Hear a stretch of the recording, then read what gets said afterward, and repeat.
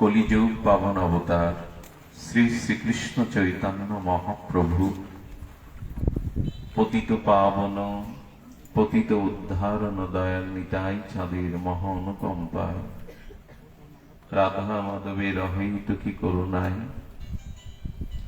পুটিমারি গদারডাঙ্গা সার্বজনীন শ্রী শ্রী ভুবনমঙ্গল বিশ্বপাবন যুগধর্ম জীবধর্ম মহাপ্রভু প্রবর্তিত শ্রী শ্রী হরিনাম সংকীর্তন যজ্ঞের আজ শুভ গন্ধাদি মাঙ্গলিক অধিবাস শ্রী পর্ব। এই মহামাঙ্গলিক শ্রী পর্বে আজ যে বিশেষ শুভ সময় আমাদের সামনে উপস্থিত হয়েছেন 1429 বঙ্গাব্দে বিশুদ্ধ পঞ্জিকা মতে আজ পহেলা বৈশাখ শুভ নববর্ষের দিন। এই মহেন্দ্রক্ষণে বঙ্গ বসুন্ধরার গৌরমণ্ডল স্থিত এই নির্মল বিশুদ্ধ পবন স্নিগ্ধতার মাঝে শ্রীমন্দির অঙ্গনে পাঠের প্রারম্ভে অস্মাদীয় পরমারাধ্য উপজীব্য শ্রী আতুল চরণ শিল গুরু মহারাজের চরণ যুগল চরণ বন্দনা পূর্বক শতকোটি দণ্ডবাদ প্রণতি।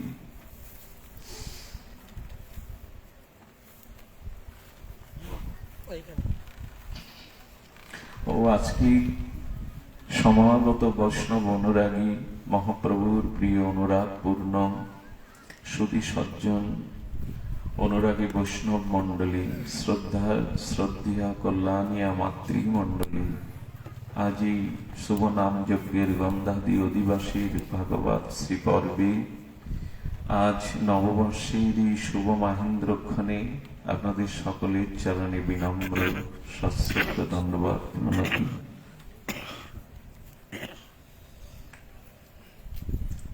আজ বৎসরের শুভারম্ভে সনাতনী বৈদিক সভ্যতার হিন্দু নরনারী তারা বিশ্ববিধাতার কাছে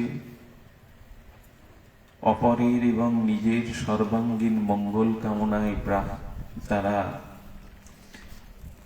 একটু আকুতি প্রার্থনা কামনা জানান। বছরটা যাতে শুভ যায়, যেন মানুষের দুর্ভিক্ষ কবলিত না হতে হয়, যেন রোগে শোকে মানুষ ক্লিষ্ট না হয়। আমাদের সুখ সমৃদ্ধি নিরোগতা আমাদের সর্ব কিছু মঙ্গলময় শুভময় কল্যাণময় এই প্রার্থনা আজকের দিনে নগর সংকীর্তনে গুরুজনের প্রণামে ভগবত আরাধনে এটাই আমাদের আজকের দিনের একটা উপজীব্য বিষয়। কিন্তু ভক্ত কি তাই চায়? ভক্তের তো কোনো জাগতিক কামনা বাসনা নাই। ভক্তের প্রার্থনা হলো, প্রভু এই শুভক্ষণে এই বছরে যা তোমাকে ভুলে কামনা বাসনা প্রবৃত্তির মধ্যে ডুবেছিলাম, সেইখান থেকে যেন তোমার ভজন করতে পারি, হরিনাম করতে পারি। আমার পেছনের অপরাধ পাপ এই ভুল থেকে শিক্ষা নিয়ে আমি যেন শুভ পথে মঙ্গল পথে এগিয়ে যেতে পারি। আচ্ছা, এটা কি কামনা? বলছে না, এটা প্রার্থনা। কামনা এক জিনিস আর প্রার্থনা এক জিনিস। নিজের ঐহিক পারলৌকিক জাগতিক সুখ ঈশ্বরের কাছে চাওয়াকে কামনা বলে, নিজের সুখ। আর আমি ভজন করতে চাই, ভগবানের চরণে সমর্পিত হতে চাই। নিজের ভুল অপরাধ পাপ এর থেকে হরিনামে সাধু সঙ্গে ভগবত ভজনে আমি পবিত্র হতে চাই, আমি তোমার হতে চাই, আমি তোমার চরণে সমর্পিত হতে চাই। এটি প্রার্থনা। আজকের দিনে ভক্তরা সেই প্রার্থনা করছে। পহেলা বৈশাখে শুভ নব খাতা ব্যবসায়ীরা পূজা করেন। নূতন খাতা। আমার মনে হয় আমাদের জীবন খাতায় যেন এবার থেকে জের না পড়ে, বাকি না পড়ে, বাকি দিনগুলো যেন হরিনাম সঞ্চয় থাকে সেখানে, ভক্তি সঞ্চয় থাকে সেখানে। দিন, সপ্তাহ, পক্ষ, মাস, 12 মাস, 365 দিনে একটি বছর। আচ্ছা ধরুন না আপনার জীবনটাও ক্যালেন্ডারের একটা বছর, ওইখানে 365 দিন, এখানে হয়তো কিছু বছর বেশি, 70, 80, 50 যার যেমন। তো 365 দিন পূর্ণ হলেই তো এক বছর। চৈত্র সংক্রান্তি না এলে, চৈত্র সংক্রান্তি না এলে পহেলা বৈশাখ আসবে কি? চৈত্র সংক্রান্তি আসবে, তারপরে তো পহেলা বৈশাখ। কিন্তু ক্যালেন্ডারের বছরে 365 দিন পূর্ণ হয়, চৈত্র সংক্রান্তি আসে, তারপরে আসে পয়লা বৈশাখ। কিন্তু জীবনটাও যদি একটা বছরের মতো আমি ধরে নিই, ওইখানে যে 365 দিন পূর্ণ হবে এমন কথা না। অনেকের জীবনে চৈত্র সংক্রান্তি আসবে না, আসবে কি সকলের জীবনে? এই জন্য মৃত্যুকে সামনে লক্ষ্য করে জীবনের খুব স্বল্প পরমায়ু নিয়ে এসেছি, এর মধ্যে জরা ব্যাধি মৃত্যু অভিশাপ নিয়ে এসেছি। এটি মনে করে যে কটা দিন পৃথিবীতে প্রভু রাখেন, যেন তার অনুগত হয়ে বিশুদ্ধ ভজনের দ্বারা, সাধু সঙ্গের দ্বারা জীবন খাতায় একটু সার্থক ভগবানের হতে পারে, একটু শুদ্ধ ভক্তির অধিকারী হতে পারে। আজকের দিনে এটাই বিধাতার কাছে আমাদের যেন হতে পারে। শুধু ভক্তগণ, আপনারা শ্রীমদ্ ভাগবতীয় অমৃত রসসুধা পান করতে ভ্রমরের ন্যায় এসেছেন, কিন্তু একটি দুঃখের সংবাদ হলো বক্তা যিনি, ভাগবত আচার্য যিনি, তাকে হতে হবে নিরাগ। আপনারা এসছেন বটে, কিন্তু সবিনয় খুব সরলকৃত উক্তিতে আমি জানাচ্ছি, আমার পাঠে আপনাদের কল্যাণ হবে না, কোনদিন হতে পারে না। জীব গোস্বামীপাদ বলেছেন ভাগবত শ্রবণ করতে হবে কার মুখে? বলেন যার হৃদয়ে ভগবত অনুভূতি আছে। শুধু বাক্যের দ্বারা, পাণ্ডিত্যের দ্বারা, মেধার দ্বারা ভাগবত হয় না। যার অনুভূতিটা সঞ্চারিত, ভগবত অনুভূতিটা হৃদয় থেকে আপনার হৃদয়ে সঞ্চারিত করে দিতে পারে, যার বিবেক চেতনাকে জাগিয়ে দিয়ে তাকে অসত্যের পথ থেকে সত্যের পথে প্রেরণা দেয়, মিথ্যার পথ থেকে সত্যের অনুসন্ধানে প্রেরণা দেয়, যিনি মৃত্যু থেকে অমৃতের পথের যাত্রী হতে পারেন, যার অনুভূতি সঞ্চারিত হলে এগুলি হয়, তার মুখেই ভাগবত শুনতে হয়, আমার মুখে নয়। যদি বলেন তুমি খুব দন্য করে বিনয় করে ইনিয়ে বিনিয়ে নিজেকে একটু দন্য ভূষণে ভূষিত করছো, না, আমার সারাদিন আজ এই চিন্তা মননে অনুধ্যানে চিন্তনে গেছে, আমার তো পাঠ করা উচিত নয়। কারণ একজন বক্তাকে হতে হবে নিরাগ। নিরাগ কাকে বলে? আমি আমার অবস্থান যেখানে, আমি সরাগ, সরাগ আর নিরাগ, বোঝা যায় না? সরাগ আর নিরাগ। যিনি প্রকৃত অনুভব বেদ্য, সদ্গুরুর চরণাশ্রয় পূর্ব পরম্পরা শক্তি সঞ্চারিত ভাগবত প্রেরণা, ভাগবত অনুভূতি অন্যের হৃদয়ে সঞ্চারিত করে তাকে মৃত্যু থেকে অমৃতের পথে, অসত্য থেকে সত্যের পথে, অকল্যাণ থেকে কল্যাণের পথে উত্তরণ অনুভূতির রাজ্যে পৌঁছে দেওয়ার শক্তি সঞ্চারিত করার ক্ষমতা রাখেন, সেরকম বক্তা হতে গেলে তাকে হতে হবে নিরাগ। রাগ মানে আসক্তি, আর নিঃশব্দে যার সমস্ত আসক্তি নিঃশেষ হয়েছে তিনি নিরাগ। রাগ মানে, এখানে রাগ মানে ক্রোধ না, রাগ মানে অনুরাগ, আসক্তি। যার ধনের প্রতি, সম্মানের প্রতি, দেহের প্রতি, কামনা বাসনার প্রতি রাগ মানে আসক্তি আছে, সেই বাসনে বসে পাণ্ডিত্যের দ্বারা, বহুবিধ শব্দের দ্বারা শ্রোতাদেরকে মোহিত করতে পারলেও যার যার স্বরাগ আছে, অর্থাৎ এই আসক্তিগুলি আছে, তার মুখে ভাগবত কথা আমাদের জীবনে কোনো কল্যাণ বয়ে আনবে না। আমি তাদের মধ্যে একজন। এই জন্য শুরুতে ক্ষমা চেয়ে নিচ্ছি আপনাদেরকে বঞ্চনা করার জন্য, আপনাদেরকে যথাযথ সম্মান না দেওয়ার জন্য। এই ব্যাসপীঠ, এই জ্ঞানপীঠে বসা উচিত নয়। যদি বলেন এত করে বলছো যখন, বসছো কেন? বসছি এই জন্য, যদি ভ্রমণ করতে করতে আপনাদের চরণ কৃপায়, আপনাদের অনুভূতিতে ওই বোধ আসে, একটু রাগ শূন্য হতে পারি, আসক্তি শূন্য হতে পারি। এই জন্য সরাগ বক্তার মুখে হরি কথা, হ্যাঁ, তিনি মনোরঞ্জন করতে পারেন। সরাগ বক্তা কেমন জানেন? আসর দেখে, মুখগুলো দেখে অনুভব করে এদের যে স্বভাব, এদের যা প্রবৃত্তি, সেখানে যদি একটু তাদের মতো করে স্তুতি করা যায়, আসরটাকে মনোরঞ্জন করা যায়, তাহলে বক্তা হিসাবে আমার সুনাম ছড়াবে। সরাগ বক্তার অনুভূতিকে যেমন জানেন, মুখগুলো দেখে, পরিবেশ দেখে, ওই অনুযায়ী তাদের প্রবৃত্তি খুশি করবার জন্য অনেকটা বাংলায় প্রবাদে যেটা বলে তেল মালিশ করা, যাতে জনগণ খুশি হয়, যাতে শ্রোতার মনোরঞ্জন হয়। মুখগুলো দেখে বুঝে নেয় এদের এখানে এই কথাগুলো, এদের প্রবৃত্তি সপক্ষে বললে আসর মাতানো যাবে, লোকের মনোরঞ্জন করা যাবে। যাদের এই উদ্দেশ্য, তারা নিজেকে ঠকায়, শ্রোতাদেরও ঠকায়। তারা নিজেই তো ঠকলো, অন্য কেউ ঠকালো।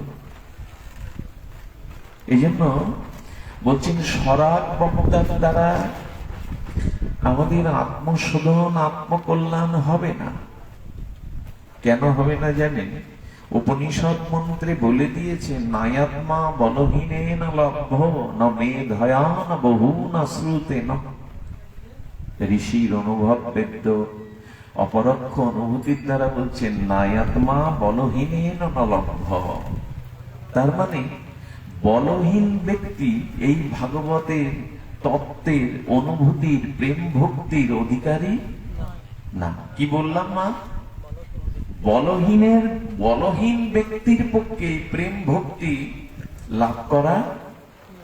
বাবা তুমি যদি একটু এদিকে এসো, পেছনে অনেক আড়ালে, এদিকে আমার এখানে আসো, কিছু মনে নিও না বাবা, আসো, অনেকেই দেখতে পাচ্ছে না, বসো।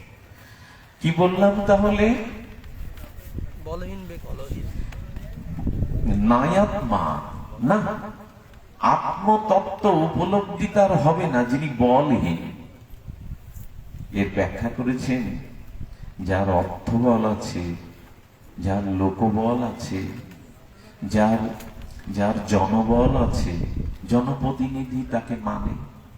জনবল, অর্থবল, লোকবল, ক্ষমতার বল, সব বল আছে, কিন্তু এই বলে এই রাজ্যে কিছু করা যাবে না। কারণ মনের ভিতরে তার জন্ম জন্মান্তরীণ কুস্বভাব, কুপ্রবৃত্তিকে পরিত্যাগ করিয়ে তাকে বিশুদ্ধ করে তোলা, তাকে ভগবানের ভজনে ময় করে তোলা, এটা এই বলের কাজ না।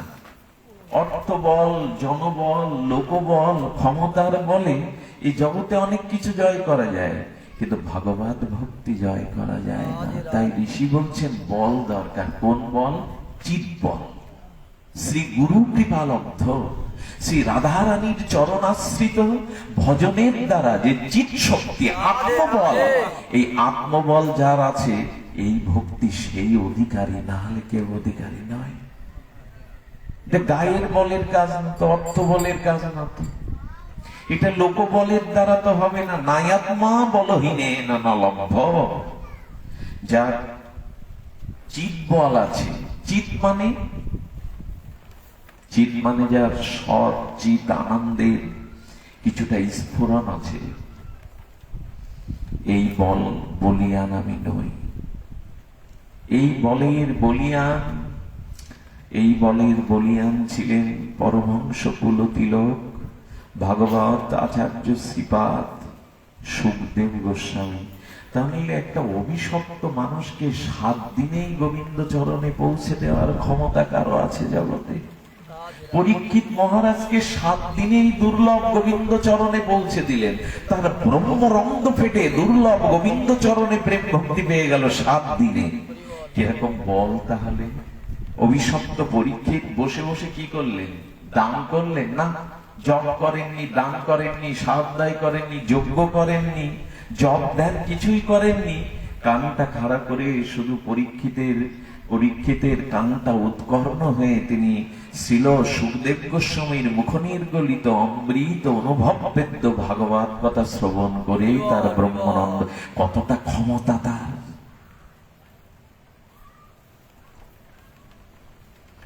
যদি এই চিৎ শক্তি সৎশক্তি বক্তার না থাকে, তাহলে তিনি সরাগ বক্তা, তিনি ঠকাচ্ছেন নিজেকে। জানেন, এই জগতের যশ খ্যাতি লোকপ্রীতি এগুলি দিয়ে ভগবান প্রসন্ন হয় না। লোক মনোরঞ্জনের জন্য যাত্রা, সংস্কৃতি, গান বাজনা আছে। ভাগবত পাঠ লোকের মনোরঞ্জনের জন্য না, লোকের হাততালি করা। এই জন্য এখানে হাততালি দেওয়া নিষেধ।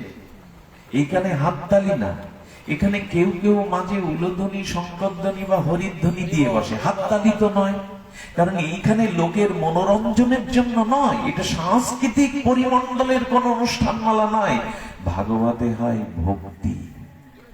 আচ্ছা, আপনারা যারা এসেছেন এখানে ভাগবত শুনতে, এর মধ্যে কোন বিদগ্ধ ভজনানন্দী নির্মল চরিত্র সাধু আছে? একজন থাকলেও আছে, নালে ভাগবত এখানে প্রকাশ হতো না। এতগুলো মানুষের মধ্যে একজন আসে। এখন প্রশ্ন হলো, আপনি যে আজ সাধু সঙ্গ, আচ্ছা যদি ঝড় বৃষ্টি উঠত, বজ্রপাত, আকাশ গর্জন মুখর হয়ে একটা দুর্যোগ ঘনঘটা নেমে আসতো, এখানে এমনি করে বসতে পারতাম আমরা? ঈশ্বরের ইচ্ছা হয়েছে বলেই তো আজ এই অনুকূলতার মধ্যে আমরা এই ভাগবত পরিমণ্ডলে বসে হরিকথা শ্রবণের ভাগ্য পেয়েছি, এই তো। আচ্ছা, বলা হচ্ছে আজকে যে আপনারা সাধু সঙ্গ হরিকথা শ্রবণে এখানে এসেছেন, এর পেছনে কারণ দুটি, খুব মার্মিক কারণ। এক, যদি গত জন্মের আপনার অনেক পূর্ণ থাকে, তবে সেই পূর্ণের দ্বারা আপনি আজ সাধু সঙ্গ হরিকথার সৌভাগ্য পেয়েছেন, অনেক জন্মের পূর্ণের দ্বারা। আচ্ছা, সাধু সঙ্গ কখন হয়? বলে গত জন্মের বহুবিধ পূর্ণ কর্ম সঞ্চিত থাকলে তবে সাধু সঙ্গ করবার প্রেরণা আসে, সৌভাগ্য আসে। আর একটা কথা ভাগবত বলেছেন, ভগবান যাহার প্রতি কৃপা করেন তাকে সাধু সঙ্গ করিয়ে দেন। আচ্ছা, ভগবানের কৃপার দ্বারা আমি সাধু সঙ্গ লাভ করছি, না আমার পূর্বকৃত পূর্ণের দ্বারা আজ হরিকথা সাধু সঙ্গ লাভ করছি? কোনটা হবে? কোনটা হবে মা? আমি আমার পূর্ব জন্মের পূর্ণকৃত রাশির দ্বারা আজ ভাগবত সাধু সঙ্গ করার ভাগ্য পেয়েছি, না ভগবান আমার, ভগবানের কৃপা না হলে তার সাধু সঙ্গ হয় না? কোনটা হবে?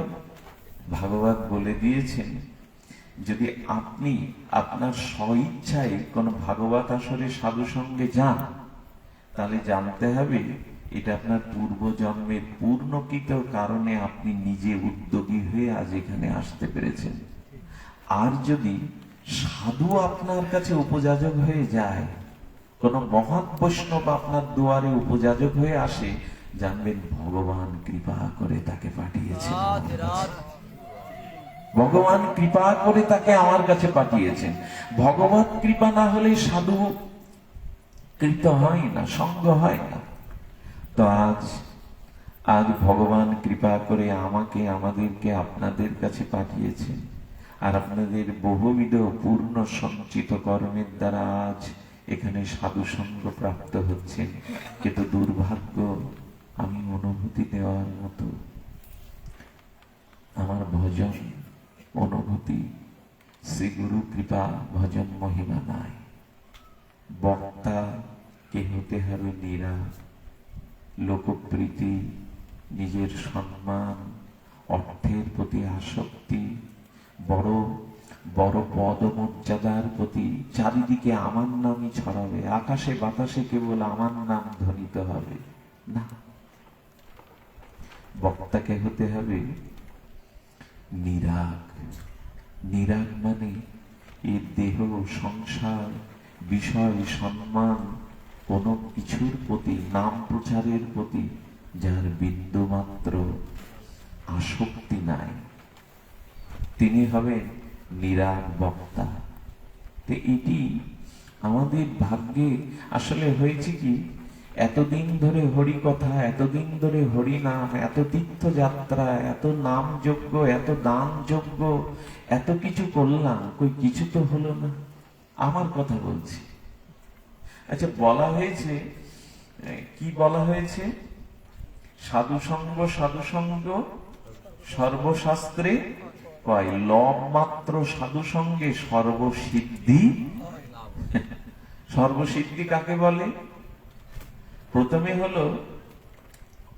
হলো শ্রদ্ধা, শ্রদ্ধার পরে গুরুপদ আশ্রয়, গুরুপদ আশ্রয়ের পথে সাধু সঙ্গ।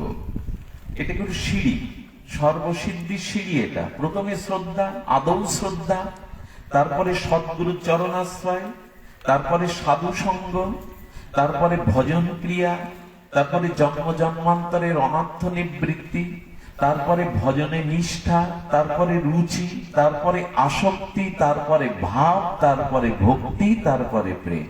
এই হলো সিঁড়ি। ওই প্রেম পর্যন্ত পৌঁছানো হলো সর্বসিদ্ধি। আর এটা কি করে হবে বলছেন? এর কিছু লক্ষণও বলা আছে। খামতি আবর্জম, অবার্ত কালোত্তম, বিরক্তি, মান ও শূন্যতা, নাম গানে সদা রুচি। তার মানে আপনি ভগবত ভজন করছেন, তীর্থযাত্রা করছেন, নাম করছেন, নাম যজ্ঞ শ্রবণ কীর্তন করছেন, সাধু সঙ্গ করছেন, তো আপনার কিছু হলো কিনা, জ্বরটা কত উঠলো, তাপমান যন্ত্রে তো মাপবেন, থার্মোমিটারে তো মাপবেন আপনার গায়ের জ্বর কত। তা আপনি যে এতকাল দীক্ষা নিয়েছেন 30 বছর, আপনি যে মালা তিলক নিলেন, আপনি যে সাধু সঙ্গ করলেন, আপনি নাম যজ্ঞ বাদ দেন না, সাধু সঙ্গে সব জায়গায় যান, কিন্তু কতটা আপনার ভক্তি হলো এটা মাপবেন কি করে? তাপমান যন্ত্রে থার্মোমিটার জল তাপ তুলে দেয়, আপনি মাপবেন কি করে? বলে এই 9টা মাপবার আপনাকে পরীক্ষা করবার জিনিস দিয়েছেন, ঘরে বসেই আপনি মাপতে পারবেন। বললেন খান্তি। আপনার যদি শুদ্ধ ভক্ত সঙ্গ হয়, শুদ্ধ হরিনাম নিরপরাধে হয়, তাহলে কি আসবে? খান্তি। খান্তি মানে এই সংসারের অনেক কিছু ক্ষতি হয়ে যায়, প্রিয়জন মারা যায়, অর্থের হানি হয়, অসুখ বিসুখ, অপমান, কলঙ্ক, অভাব অনটন আসে। এই ঝড়গুলো প্রতিকূলতা এলেও যিনি ভগবানের কৃপা মনে করে, হাউমাউ না করে ভগবানের প্রতি প্রসন্ন হয়ে সন্তুষ্ট থাকতে পারেন, তাকে বলে খান্তি। এই গুণটা আমার মধ্যে এসছে তো। অল্প আসুক, 16 আনার জায়গায় 2 আনা আসুক, এসছে তো। সংসারের ক্ষতিকে আমি আগের মতো ক্ষতি মনে করি না। জানি যে প্রভু আমার কর্মফলে আমার জীবনে রোগ শোক অভাব এসছে, এটা মিটিয়ে নাও, কর্মফলটা শোধো প্রভু। আমি তোমার চরণের দিকে তাকিয়ে খুশি থাকবো, আমার কর্মফল নষ্ট হয়ে যাক, যাতে আমি তাড়াতাড়ি তোমার চরণে পৌঁছাতে পারি। ক্ষতিটাকে মেনে খান্তি আবর্জন না। না, এই বিষয় বিরক্তি কি বলা হয়েছে? আগে চোখের দৃষ্টিতে পর স্ত্রীকে যতটা ভালো লাগতো, জিহ্বায় নিষিদ্ধ খাদ্যগুলো যতটা ভালো লাগতো, কানে পরনিন্দা, পরচর্চা, মেয়েলি কথা, সাংসারিক গ্রাম্য কথা যতটা ভালো লাগতো, এখন আর অত ভালো লাগে না। এক জায়গায় পরনিন্দা করলে মনটা চলে যেতে চায়, চোখ দিয়ে পর স্ত্রীর দিকে তাকালে মনে হয় এটা আমার মায়ের অংশ, এটা আমার রাধারানীর অংশ, সীতামার অংশ। যদি এই ভাবনাগুলো কাজ করে ভেতরে, জিহ্বা যদি নিয়ন্ত্রণ হয় না, অনেক অখাদ্য কুখাদ্য খেয়েছি, এবার নিজেকে নিয়ন্ত্রণ করি, তাহলে জানবেন আপনার বিষয়ে বিরক্তি আসছে, মানে জ্বর উঠেছে, ভক্তির তাপমাত্রা আপনার ভিতরে বৃদ্ধি পাচ্ছে। আপনি ঘরে বসে ভেবে নিতে পারবেন। বিরক্তি, মান ও শূন্যতা, আগে মান সম্মান গুলো খুব ভালো লাগতো, কেউ স্তুতি করলে, কেউ প্রশংসা করলে, কেউ উপহার দিলে, কেউ মালা পরালে, এখন ওগুলো সাপের দংশনের মতো, বিষের মতো লাগে। সম্মান, নিজের স্তুতি, মালা পরানো, আমাকে কেউ দান করলো, এগুলো বিষের সাপের দংশনের মতো যদি মনে হয়, তাহলে বোঝা যাবে মান শূন্যতা ভক্তির স্তরে এসছেন। যার মান পাওয়ার আকাঙ্ক্ষা এই জগতে থেকে তার লাভ নেই, মানে এই ভাগবত জগতে সে এক পাও এগিয়ে যেতে পারবে না, নিজের এই বাসনাগুলো আছে। এই কথাগুলো খুব প্রাথমিক স্তরের কথা, আর এই কথাগুলো এড়িয়ে খুব বড় বড় কথায় ভেসে বেড়ালে কাজ হবে না। বিরক্তি, মান ও শূন্যতা আর আর অবাধ্য কালোত্তম, একটা মুহূর্তও যেন সব চিন্তা, ভগবত চিন্তা, রাধারানীর চরণ চিন্তা ব্যতীত ব্যয় না হয়ে যায়। কারণ কখন মৃত্যু এসে ডাক দেবে, কখন জীবনের ঘড়িটা থেমে যাবে। তাই যে মুহূর্তটা পেয়েছি, আর হয়তো বৃদ্ধ বয়সে জরা ব্যাধিগ্রস্ত হলে, জানেন কোন কোন মানুষের হঠাৎ স্ট্রোকের দ্বারা প্যারালাইসিস হয়ে গিয়ে কি সুন্দর কথা বলতো, মুখটা বেঁকে যায়, আদো আদো করে কথাটা ঘটে না। আমি মাঝে মাঝে মনে করি, প্রভু এমনটা যদি হয়ে যায়, এই যে ভগবত কথা তখন আর স্ফুরিত হয় না, মুখটা বেঁকে গেল, কথা আর আসলো না, সময় যদি আর না পাই ডাকতে।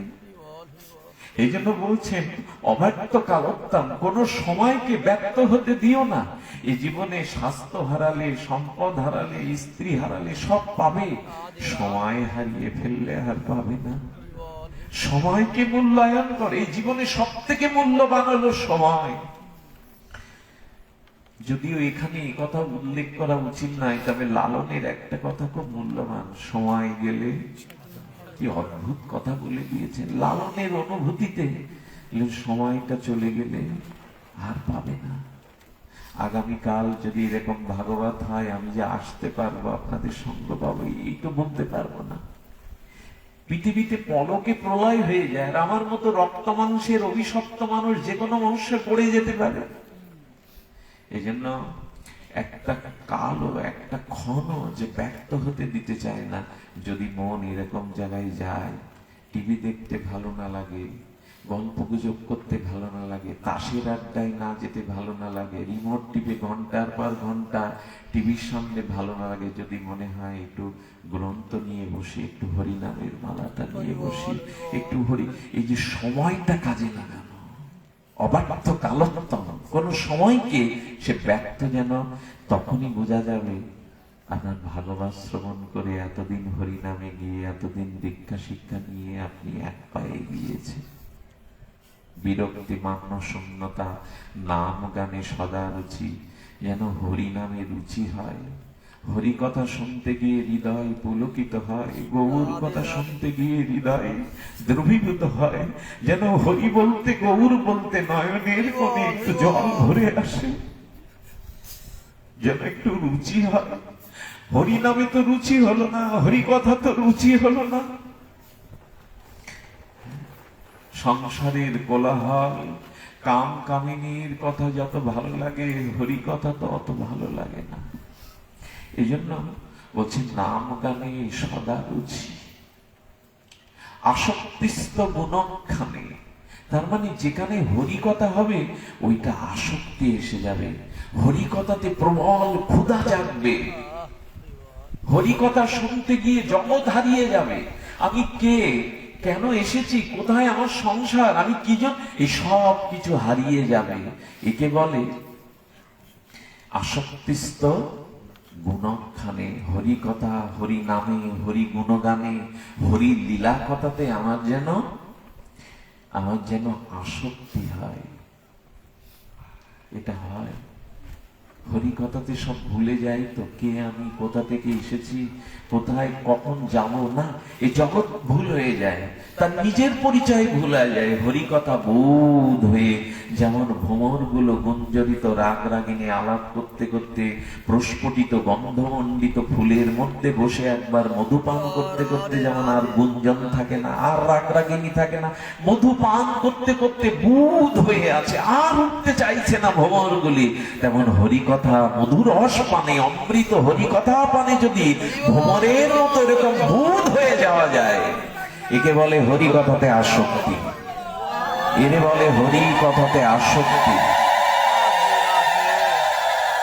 আসক্তিস্থ গুণস্থানে বসতিস্থ প্রীতীয় স্থলে, শ্রীরাম বৃন্দাবনে মায়াপুরে যেখানে হরি আবির্ভূত হয়েছেন, হরির লীলা নিকেতন, সেই বৃন্দাবনে যেতে যেন মনটা কাঁদে, হে রাধে, হে রাধে, হে গুরু মহারাজ, কবে রাধা কুণ্ডে স্নান করবো, কবে ব্রজধূলিতে গড়াগড়ি যেতে পারবো, কবে নবদ্বীপে গিয়ে হা গৌর হানি তাই বলতে পারবো।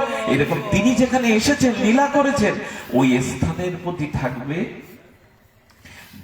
বাস করার ইচ্ছা। কবে ব্রজে যাব, কবে নবদ্বীপ, এই হাকার এই লালসাগুলো থাকা দরকার। ঠাকুর মশাই বলেছেন, আর সব করিবাময়, আর সব করিবামে, কবে যাব বৃন্দাবন ধামে, কবে নিকুঞ্জ মন্দিরে গিয়ে রাধানাথ বলে লুটাতে পারবো, কবে ব্রজ ধুলি গায়ে মাখবো, ধুলি নয়, ধুলি নয়, গোপী পদরেণু, এই মনে করে কবে ব্রজের ধুলিতে গড়াবো, কবে আসক্তি। এই জন্য ভগবান যেখানে আবির্ভূত হয়ে নিত্য লীলা প্রকট করেছেন, সেই জায়গার প্রতি যেন আমার একটা আসক্তি থাকে, কবে যাব। এগুলোই ভক্তির লক্ষণ। অনুভূতি যদি না হয়, জানবেন 30 বছর দীক্ষা নিয়ে নাম যজ্ঞে গিয়ে কিছু হয়নি, কিছু হয়নি। আর বর্তমান সময়ে যা কিছু হচ্ছে, আমার মনে হয় কিছু হচ্ছে না। এমনটা আমার ভুল হতে পারে, কিন্তু না, আমাদের মনুষ্যত্বই জাগলো না। তো ভক্ত, আগে তো ভদ্র হব, আগে তো মানুষ হব, তারপরে কৃষ্ণ ভক্ত, কালী ভক্ত, রামকৃষ্ণের ভক্তটা পরের কথা। এখনো তো মানুষ হতে পারলাম না, এখনো তো পরিচয় দিতে পারলাম না যে আমি একটু মানুষ হয়েছি। এই জন্য আমাদের একটু ভাবতে হবে, কেন হচ্ছে না জানে। আচ্ছা, যদি খুব মহৎ সঙ্গ পান, যদি কোনো বিশুদ্ধ সাধু পান, তারপরেও তার মুখে শুনে হবে না কেন? প্রশ্ন আসে তো। কি বললাম বাবা? যদি কোনো ভজনানন্দী মহাপুরুষের সঙ্গ পান, বিশুদ্ধ নির্মলা শুদ্ধ ভক্তের সঙ্গ পান, লাগবে না লাগবে, যদি পান, আচ্ছা তারপরেও ভক্তি হবে না কেন? তারপরে আমার কামনা প্রবৃত্তির থেকে আমি নিবৃত্তির পথে আসতে পারবো না কেন? ভোগের থেকে ত্যাগের পথে আসতে পারবো না কেন? আমাদের এর মধ্যে অনেকেই আছে, বৃন্দাবনে অনেক বাবাজির পাঠ শুনেছেন, অনেক মহতের সঙ্গ করেছেন, আচ্ছা তারপরেও হচ্ছে না কেন? এর কারণ কি? অনেকেই পেয়েছেন না সদ্গুরু, অনেকেই বড় বড় মহাত্মাদের সঙ্গে গেছেন, প্রবচন শুনেছেন, তবু হবে না কেন? হবে না কেন জানেন? এর পরেও যদি না হয়, এই যে মহৎ সঙ্গ, শুদ্ধ ভাগবত সঙ্গ, সদ্গুরু চরণাশ্রয় করে যদি না হয়, কি বলেছেন জানেন জীব গোস্বামী? বলেছেন, এই জন্মের না, গত কোনো জন্মের মহাপাপ অপরাধ কাজ করছে, এই জন্য ক্রিয়া হচ্ছে না।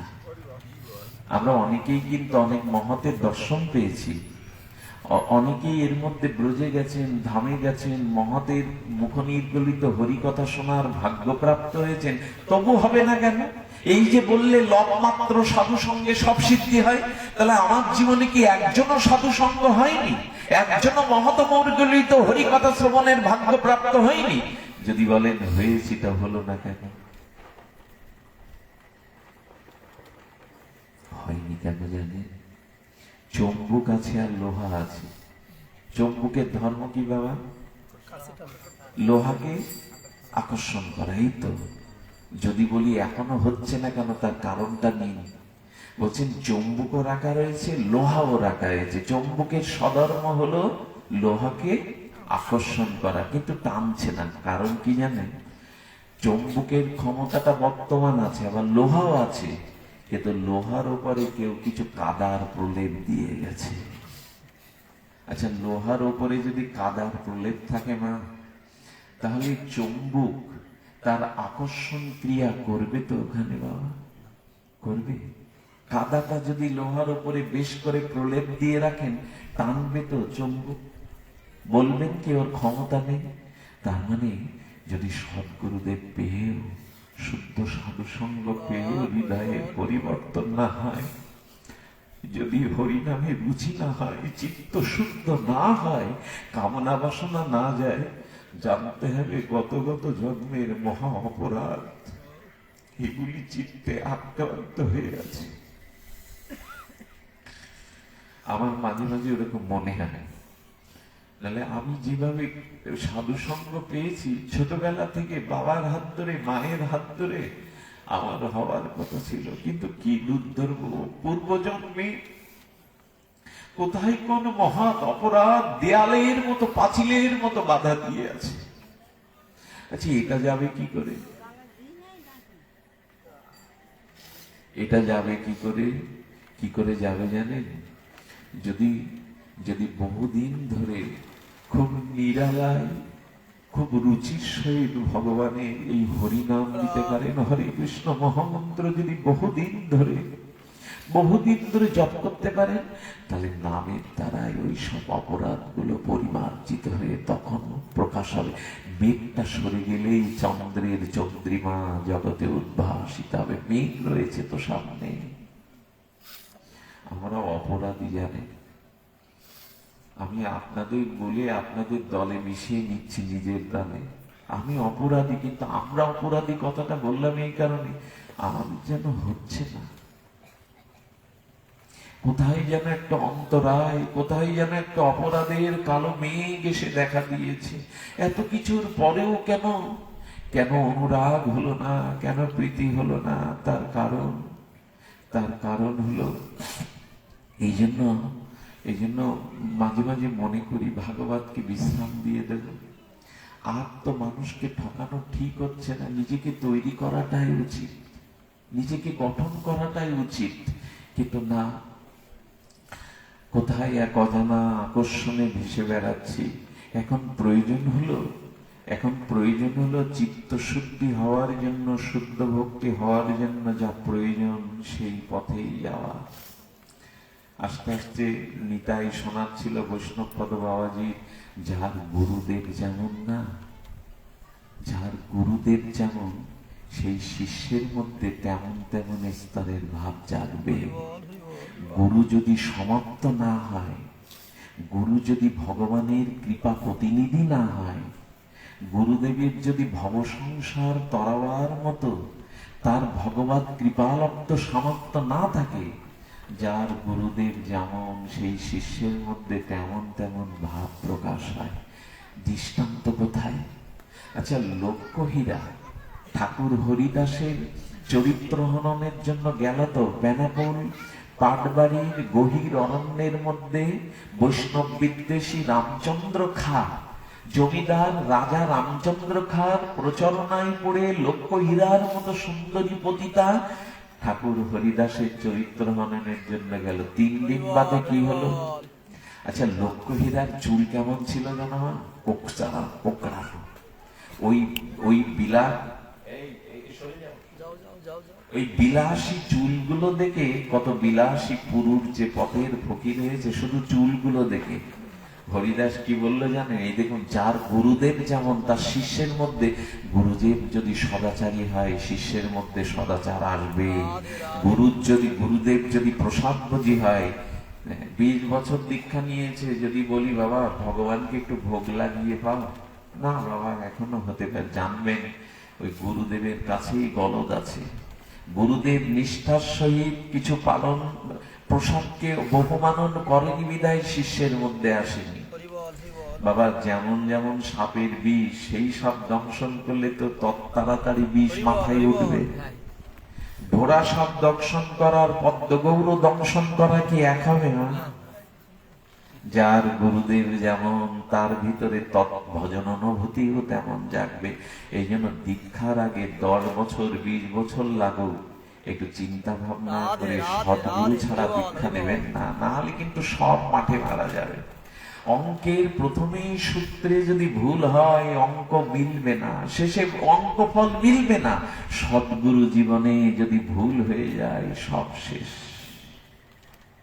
এই জন্য হরিদাস ঠাকুর তাকে কি বললেন? যাও মা, 3 দিনেই হরিদাস তার চিত্ত আক্রান্ত করলেন। বললেন, যাও মা। কি করব গুরুদেব? বললেন যে পাপের পথে পতিতা ছিল, তো দেহোপজীবিনী ছিল, বহু টাকা রোজগার করেছিল, লক্ষ লক্ষ টাকা সেই সময়ের, হীরা মণি জহরাত, কত জমিদার তাকে উপঢৌকন দিয়েছিল। বললে এগুলো ব্রাহ্মণ আর দরিদ্রকে দান করো। একটা কথা বলি আপনাদেরকে, আপনারা আমাদের এই যে কর্মের দ্বারা, ব্যবসার দ্বারা, চাকরির দ্বারা যে অর্থগুলো পায়, সেটা সবটুকু নিষ্কিঞ্চনত্ব হয় না, সৎ হয় না। কিছু কিছু হয়তো অসৎ অর্থ ওর মধ্যে প্রবেশ করে। এই অর্থগুলিকে যদি সংশোধন করতে চান, তাহলে খুব দিন দুঃখী আর ব্রাহ্মণকে দান করতে হবে। যদি মনে করেন এই অর্থগুলো আমার ঠিক পথে রোজগার হয়নি, তবে ওটা শোধন করতে গেলে খুব দিনহীন কাঙাল আর ব্রাহ্মণকে দান। ব্রাহ্মণের কি ক্ষমতা দিয়েছে জানেন ঈশ্বর? আচ্ছা, গরুকে আমরা খাওয়াই কি বাবা? গাভীকে খোল, ভুসি, ঘাস, খুঁটো এইগুলো তো খাওয়াই তো বাবা। আচ্ছা, যখন ওইগুলো খাওয়ার পরে দুধ দেয়, তখন খোল ভুসির মতো দুধের রং হয় তো? খেলো খোল ভুসি ঘাস আর দিল, সে তো শুভ্র অমৃত দুগ্ধ। তেমন ব্রাহ্মণকে যদি দান করা যায়, তাহলে ব্রাহ্মণকে দান করলে সেই অর্থটা, সেই সম্পদটা খুব পবিত্র হয়ে যায়, খুব পবিত্র হয়ে যায়। এটা বৈষ্ণবপদ বাবাজি মহারাজ, বিশ্ববরেণ্য পণ্ডিত চূড়ামণি আচার্য বলেছেন। এটি ব্রাহ্মণকে দান করলে, বললেন মা ব্রাহ্মণকে দান করো। গুরুদেব আর কি করব? তোমার এই পুরো কিশোরকে যা দেখে কত পুরুষ ভুলে গেছে, মেয়ে ছেলেকে বলছেন হরিদাস মাথা মুন্ডন করো। আচ্ছা, পুরুষ লোক মাথা মুন্ডন করতে পারে, কোন মায়েদের যদি এরকম চুল ফেলতে বলা হয়? কারণ হরিদাস ঠাকুর হলো নিষ্কিঞ্জন, ত্যাগী, সন্ন্যাসী আজন্ম। উনি শিষ্যের মধ্যে ওই জাতীয় ত্যাগ বৈরাগ্য আনবেন। বললেন মা এই চুলগুলোর প্রতি তোমার আসক্তিটা ফেলে দাও। আশ্রমে এসে বললে এই মাধবী লতার তলে, এই তুলসী মঞ্জরির তলে 1 লক্ষ করে কৃষ্ণ নাম করবে। খাবো কি? বললো কয়েকটা তুলসী পাতা চিবিয়ে চিবিয়ে খাবে, মাঝে মাঝে উপবাস করবে। চিন্তা করা যায় হরিদাস ঠাকুর যেমন বৈরাগ্যবান, শিষ্যের মধ্যে ওই শক্তি সঞ্চার করে। বললেন মা আমি তো, আচ্ছা চিন্তা করুন তো, লক্ষ্যহীরাকে উদ্ধার করার পরে ঠাকুর বলতে পারতেন না তুমি আমার এই কুটিরে থাকো, আমি পাশে আর একটা কুটির করে থাকছি, মা আমি কিছুদিন তোমার ভজন সাধন শিখিয়ে দিই? ঠাকুর হরিদাস চিন্তা করলেন লক্ষ্যহীরা উদ্ধার হলেও ও যুবতী, আমি একজন যুবক, আমি ওর আচার্য হলে, গুরু হলেও মর্যাদা লঙ্ঘনের জন্য এইখানে থাকা আমার অনুচিত হবে, মর্যাদা লঙ্ঘন হবে। সেই দিন লক্ষ্যহীরাকে পূর্ণ কৃপা শক্তি সঞ্চার করে হরিদাস ফুলিয়ায় চলে গেলেন। এই না হলে আচার্য, এই না হলে গুরুদেব। আমাদের দেশে এখন খুব সমস্যা দেখা দিয়েছে। আমার ঝুলালো আর লাউয়ের দিয়ে একতারা তৈরি করলো, হ্যাঁ, এসে বলল কি একাদশীর দরকার নাই, আমি যা দেব তাতে হরিনামের দরকার নাই। হ্যাঁ, আর কি করে জানেন? এরা সব সময় বলেছেন যে আমি গুরুদেব, আমার পায়ে তুলসী দাও। গুরু কৃষ্ণ এক, অত বড় স্পর্ধা। তুলসী যদি গোবিন্দ চরণে, বিষ্ণু চরণে, নারায়ণ চরণে বাদে কোনো দেব দেবীর চরণে কেউ দেয়, তাহলে তাকে নরকে যেতে হবে।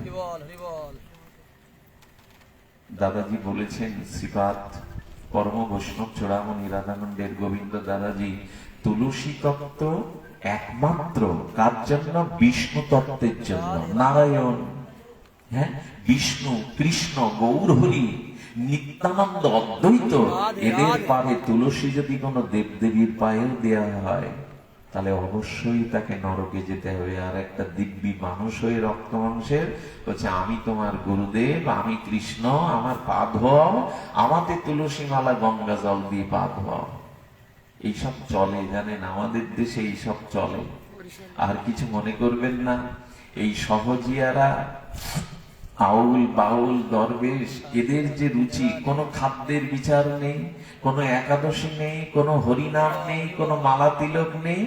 আর এদের আর একটা দোষ হলো, স্ত্রীকে সাথে নিয়ে সঙ্গ করতে হবে, বাম পাশে একজনকে রাখতে হবে। খবরদার, নিজের স্ত্রীকে গুরুদেবের কাছে একাকী এইভাবে ভজন শিক্ষা টিক্ষার জন্য যদি গুরুদেবে জাতীয় কথা বলে, খবরদার। এইগুলোতে আমাদের পদ্মার ভাঙনের মতো কত মানুষ যে শেষ হয়ে যাচ্ছে এদের পাল্লায় পড়ে। এই সহজিয়া, আউল বাউল, সাই, দরবেশ, এদের নাম করে আমাদের বাংলাদেশে, বঙ্গদেশে আবেগে মানুষ নিজের ক্ষতি করে ফেলছে। এদের পাল্লায় পড়লে কিন্তু এক জন্ম না, অনেক জন্মই পচতে হবে। খুব সাবধান। ভজন সাধন, ভগবত ভক্তি, এটি যেন তেন প্রকারণে যাত্রার কাছে থাকে না। আমাদের দেশে কি অদ্ভুত, এই বৈষ্ণব সমাজটা একেবারে রসাতলে গিয়েছিল জানেন। এই বৈষ্ণবদেরকে একসময় মানুষ খুব নিচু করে ভাবত, খুব একেবারে নিচে যারা, এরা বৈষ্ণব। এরা পর স্ত্রীর সাথে বলে কি রাসলীলা, বলে ব্রজলীলা, পরকীয়া রস, অন্যের স্ত্রী না হলে ভজন সাধন রস হবে না। এই সব নিচু কর্ম, অপকর্ম করে করে বৈষ্ণব, যে বৈষ্ণব ধর্ম বঙ্কিম সাহিত্য সম্রাট বঙ্কিমচন্দ্র পর্যন্ত বুঝতে পারেনি, নাক ছিটকে ছিল বঙ্কিমচন্দ্র। এত উন্নততর মহাপ্রভুর বৈষ্ণব ধর্মকে এরা কলঙ্কিত করে শেষ করে দিয়েছে। বৈষ্ণব মানে শ্মশানে কেউ মরলে হরি নামের জন্য, বৈষ্ণব মানে বাড়িতে কারোর কিছু খেতে দিলে শ্রাদ্ধ বৈষ্ণব ডাকো না।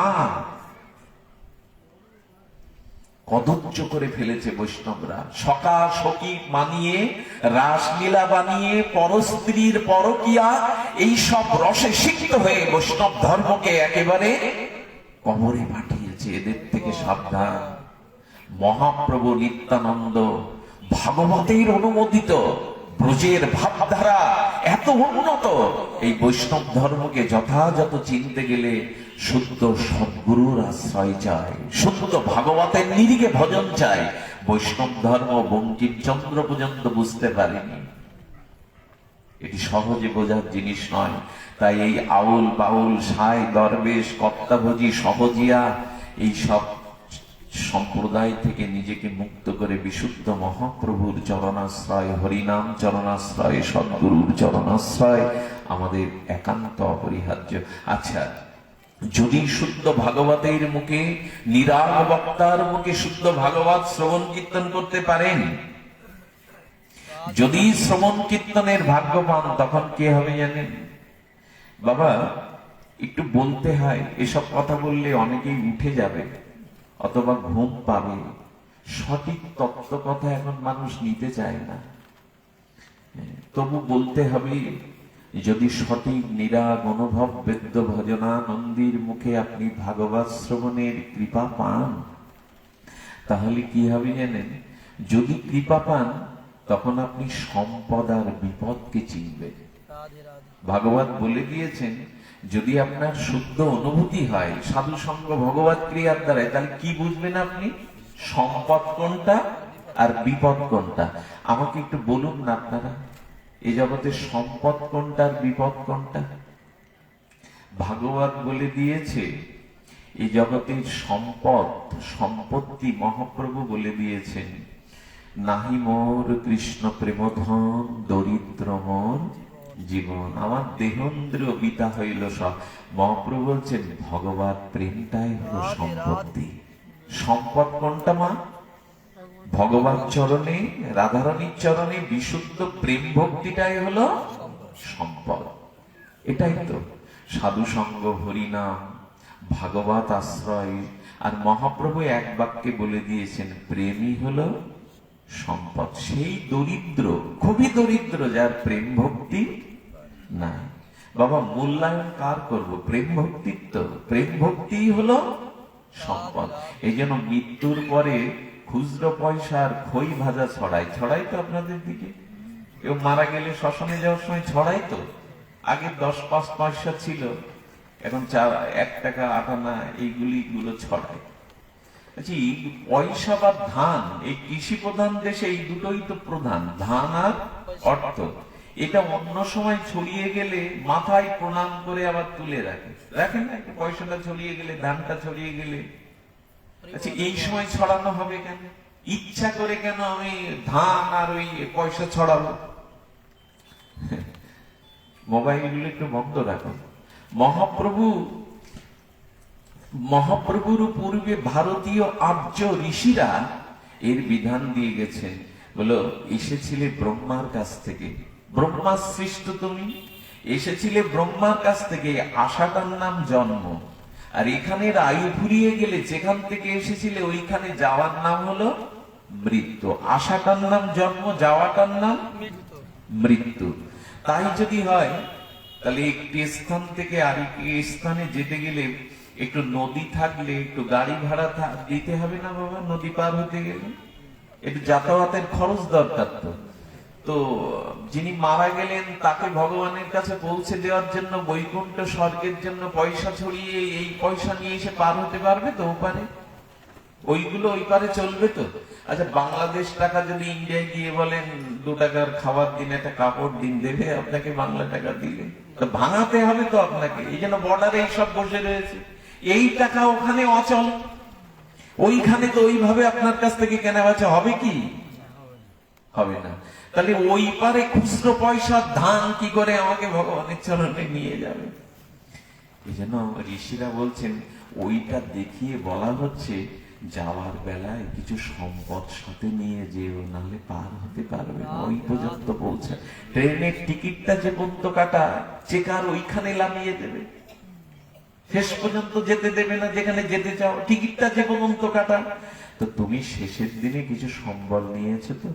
বলে ঠাকুর সেই সম্পদটা কি? বলো সাধু কৃপা, হরিনাম আশ্রয়, প্রেম ভক্তি হলো শেষের দিনের সম্পদ। তো ওই সম্পদটা হলো সম্পদ। তাহলে প্রেম ভক্তিটাই হলো সম্পদ। আর বিপদ কোনটা? বলে শুদ্ধ ভাগবত শুনলে আপনার এই স্মৃতি প্রথমে জাগবে, সম্পদ কোনটা আর বিপদ কোনটা। বিপদ হলো কি? বিপদ হলো এই জগতে বহু অর্থ যদি হয়, বহু রূপ যদি কারো থাকে, বহু ক্ষমতা যদি কারো থাকে, অর্থ, ক্ষমতা, রূপ এগুলি যদি কারো খুব থাকে, বহু বিদ্যা, আর একটা হলো বহু লেখাপড়া জানা, এইগুলি মানুষের যত বড় বিপদ। কিন্তু এইগুলিকে সম্পদ মনে করি আমরা। যার খুব টাকা আছে, যার খুব সম্মান আছে, যে খুব বেশি লেখাপড়া জানে, খুব উচ্চস্তর, এগুলিতে মনে করি আমরা জগতে সম্পদ। প্রেম ভক্তিকে সম্পদ মনে করি না। কিন্তু ওই খুচরা পয়সার খই দিয়ে আমরা এইটুকু বুঝলাম পরকালে কিন্তু এই সম্পদ। আচ্ছা, আপনি পিএইচডি করেছেন, তো মরার সময় ওই অতগুলো ডিগ্রি যদি আপনার বুকে দেয়া হয়, ওই ক্ষমতায় পরকালে একটু পথ এগোতে পারবেন না? ম্যাজিস্ট্রেট আপনি জজ, আপনি ওই ডিগ্রি গুলো মরার সময় আপনার বুকে দিয়ে হলো, শুইয়ে দেয়া হলো, ওগুলো যাবে তো? আচ্ছা, এই জন্য বলছেন এইগুলি হলো বিপদ। কিন্তু আমাদের দৃষ্টিতে, আমাদের চোখে এগুলি কি বিপদ মনে হয়? সম্মান, রূপ, বহু বিদ্যা, বহু ধন, এগুলি তো এখন কাল। আমরা সারা জীবন মাথা করলাম দেবদেবীর কাছে কি বলি মা? দুর্গাপূজার হয় এখানে, হয়তো অষ্টমীতে অঞ্জলি দিতে আসলে পুরোহিত ঠাকুর কি পড়ায়? ওই মন্ত্র সবার মুখস্থ এখানে। ওম যশং দেহি, ধনং দেহি, পুত্রং দেহি। এই তো, ধন দাও, টাকা দাও, সুন্দরী স্ত্রী দাও, শত্রু বিনাশ করো, সব ধন টাকা। তাহলে সম্পদ চাইলাম কি? এই জন্য একখানে বলেছেন যে ভগবানের কাছে কি চাইতে হয় এটাও সাধু সঙ্গ না করলে এই বুদ্ধি জন্মায় না। কার কাছে কি চাইতে হয় এটাও জানা চাই, কার কাছে কি চেয়ে বসতে হয় এটাও। সেই পুরানো দিনের কথা মনে পড়ে, এক রাজা বৈরাগ্যবশত সন্ন্যাস নিয়ে চলে যাবে, নিজের গর্ভধারিণী মাকে সন্ন্যাসে নিয়ে যাবে। 1 সপ্তাহ সময় বলছেন প্রজাদের আমি আমার এই ধন সম্পদ, জমি জমা সব দান করে দেব। যে আসছে সব মনোবাসনা রাজা পূর্ণ করছে। রানী দূরে বসে বসে দেখছে এক সরল যুবক ওই কোনায় রাজার দিকে চেয়ে চোখে জল আর হাত জোর করে আছে। ও কিছু চাইছে না, টাকা সম্পদ জমি জমা কিচ্ছু না, সব চেয়েছে। বিদায় নেওয়ার পরে রাজা বলছে, কি রে তুই বসে আছিস হাত জোর করে, ফ্যাল ফ্যাল করে, কিছু চাইবি না? তখন বলছেন, যদি অভয় দেন একটা নিবেদন করি, আপনি সন্ন্যাসে যাওয়ার আগে আমার পর্ণ কুটিরে, কাঙালের কুটিরে একটু পাত ধুলো দিয়ে যাবে। রাজা বলছে, বাবা এরকম তো কেউ চায়নি, সবাই তো 10 বিঘা জমি, কেউ ঋণ মুক্তি চাইলো, কেউ মণিমাণিক্য চাইলো, বলছে যাতে পায়ের ধুলো দিয়ে যায়। মন্ত্রীকে ডেকে বলছে, ওর বাসা কোথায়? বলেন, আর বাসা ঝুপড়ি করে আসে এক রাস্তার ধারে জঙ্গলের পাশে। বলে, আমার যাওয়া পিছিয়ে দিয়ে ওর একটা ভালো বাড়ি করে দাও। ও চেয়েছে আমার পাত ধুলো, এমন করে কেউ চায়নি। তা আমরা যাবো, ওর একটা ভালো বাড়ি না হলে গিয়ে বসবো কোথায়? রাস্তা যদি না থাকে রাস্তা করে দাও, আমরা গিয়ে সেবা নেব, ধন ঐশ্বর্য কিছু পাঠিয়ে দিয়েছে। ও কি চাইছিল? ও এইগুলো কিছু চাইছিল? ও চেয়েছিল, আচ্ছা এই কাহিনী শুনে, এই কাহিনী শুনে যদি খুব বুদ্ধি খাটিয়ে মনে করেন, তাহলে এই চরণ চাইলেই তো চাইলো, আমিও একটু কপটতা করে মনে মনে ওই সব থাকতেও চরণ চাই, তাহলে আমারও হবে, তাহলে আবার সর্বনাশ। কারণ ভজনের মধ্যে কোনো কপটতার স্থান এইখানে। ছাড়রে মন কপট চাতুরি বদনে বলো খবরদার। এখানে ওই চাইলে পাওয়া যায় বেশি। অনেক মেয়ের বিয়ে দিতে গিয়ে পুরুষ জামাইকে কি বলে জানেন? মানে যে বর হবে দেখতে এসে কি বলে, না না আমাদের আপনাদের কাছে কোনো দাবি দেওয়া নাই। মানে ও মনে করেছে, লোক মুখে শুনেছে এদের মন মানসিকতা খুব ভালো, এদের কাছে চাইলে কম পড়ে যাবে, তাই এখানে বুদ্ধি খাটিয়ে বলতে হবে আমরা যৌতুক চাই না, আমরা যৌতুককে ঘৃণা করি, আমাদের কিছু প্রয়োজন নাই। তার মানে মন চাইছে এই বললে আরো বেশি পাওয়া যাবে। এসব সব কপটতা, এসব শিখে পড়িয়ে বুলিয়ে হয় না। মন থেকে সরলতা আসতে হবে যে আপনি রাজা, আমাদের প্রজাপালক, আপনি আমার বাড়িতে একটু পাত ধুলো দিয়ে যাবেন, নিষ্কপট ভাবে, তো সব হয়ে গেল। তুমি ভগবানের কাছে চাইতে হয়, প্রভু যেন প্রেম হয়, ভক্তি হয়, তোমার হরিনামে রুচি হয়, এটা হলেই সব হয়ে যায়। কিন্তু ভুল করে চায়। এই জন্য বলছেন, আচ্ছা কেন বিপদ বলছি জানেন? খুব বড় বেশি বিদ্বান হলে বিদ্যার একটা গৌরব থাকে, তখন সে নত হতে পারে না, সে তখন নত হতে পারে না। আমার খুব ভালো লাগলো, আপনাদের নির্বাচিত চেয়ারম্যান সম্ভবত, উনি দেখি মালা দেওয়ার জন্য গেটে দাঁড়িয়েছে। আমাদের মতো কীটকে, নরকের কীটকে, নর্দমার কীটকে একজন জনপ্রতিনিধি, তার সম্মান তো কম না, তিনি জনগণের প্রতিনিধি। এইরকম ভালো লাগে যখন মানুষের ভিতরে এই অহমিকা, দন্য এগুলি না থাকে। কারণ বিশ্বকবি রবীন্দ্রনাথের মতো বিশ্ববরেণ্য ঋষি কবিও তার প্রার্থনা গীতাঞ্জলিতে গেয়েছেন, আমার মাথা নত করে দাও হে তোমার চরণ ধুলার তলে। হ্যাঁ, ধুলার তলে আমার মাথা নত করে দাও। রামচন্দ্র যেদিন পার হচ্ছেন গঙ্গা, সেদিন ওই নাবিককে, ওই পাটনিকে, লেখাপড়া না জানা, সেরা কাপড় পরা পাটনিকে হাত জোড় করে রাম ভগবান বলছেন, ওগো মাঝি আমায় একটু পার করে দেবে গো। ওর চোখে জল এসে গেছে। খেয়া ঘাটে আসলে বড় লোকলা বলে, এই মাঝি, এই নৌকান, কত টাকা নিবি পার করে দে, আমার তাড়াতাড়ি পার হতে হবে। রিক্সা দেখলে বলে, এই রিক্সা। ও ব্যক্তির নাম কি রিক্সা? এই রিক্সা। হ্যাঁ, রাম ভগবান বলছেন, ওগো মাঝি আজ আমি তোমার ঘাটে এসেছি, আমাকে দয়া করে পার করে দেবে। ওর চোখে জল। ভগবান না হলে এমন ব্যবহার কেউ করতে পারে? কি বর্তমান মনে করলে ইনি নিশ্চয়ই সেই রাম ভগবান, নাহলে এত মধুর কণ্ঠ, এত মধুর নিবেদন দন্য থাকতে পারে? আপনি তখনই বড় যখন সবকিছু থাকতেও আপনার নিরভিমান থাকবে, দন্যতা। আমাদের এই